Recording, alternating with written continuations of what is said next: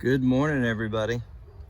All right, I want to talk a little bit about the queen calendar and what's going on with the bees. We're not going to do anything too crazy today. I'm just going to add another honey super to the top of everything to make sure they got plenty of room. We did our notching and combining on the 18th. Then we had that week of cold, which kind of worried me a little bit about when I opened them up on the 25th. However, this hive made sense.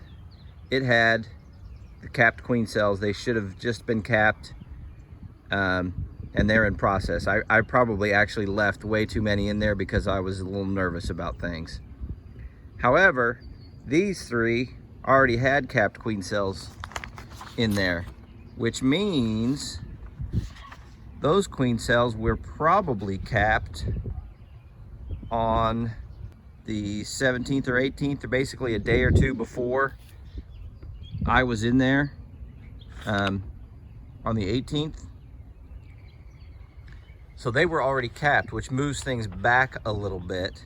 However, looking at the queen calendar, when I came in to check things on Sunday the 25th, it made sense that the queens had not emerged quite yet. I was probably about a day or two away from seeing those queens emerge. However, we had that cold snap, so that might have pushed them back a little bit. By now, those queens should have emerged, and they should be hardening and getting ready to make orientation flights, and then possibly going to mate. So we're gonna have some really good weather. We already had some earlier this at the end of last week, or the end of this week. We're gonna have some good weather this week, I believe. So we might start seeing some mating flights from this hive, and this hive. We won't be getting in there to check in those three hives for we won't be getting in there to check for eggs and stuff until probably, let me get my paper out. We will probably not get in there to check for eggs and stuff until May 12th. So sometime, well, maybe we'll go Sunday, May 9th. Somewhere in there. May 9th to May 12th would be when we should start to at least see some eggs or a mated queen. We might get antsy and check before that just to make sure she's crawling around. But really, at that point, then we'll have to make a decision. Do they have a queen? Do they need eggs?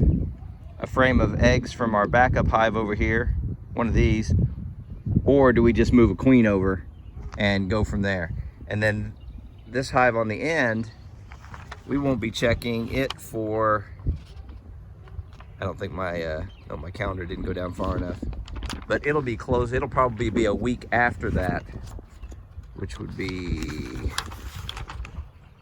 more like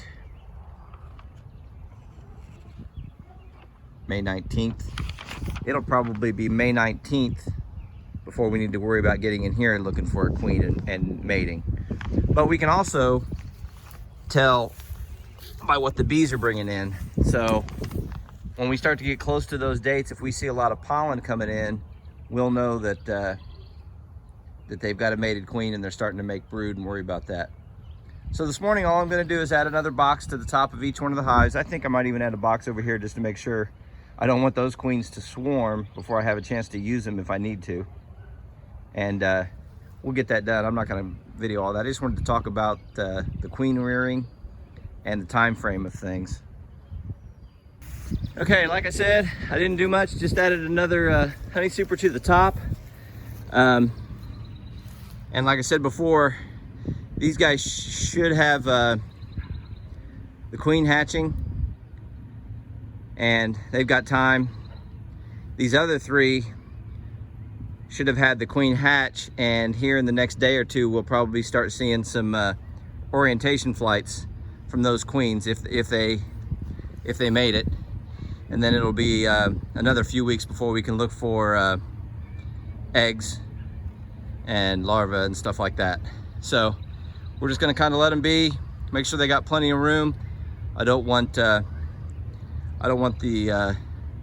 extra queens that I know are going to hatch out of here, because we left quite a few queen cells because we were worried about the cold. I don't want them to do extra swarms with the virgin queens. So, all right, that wraps it up for today.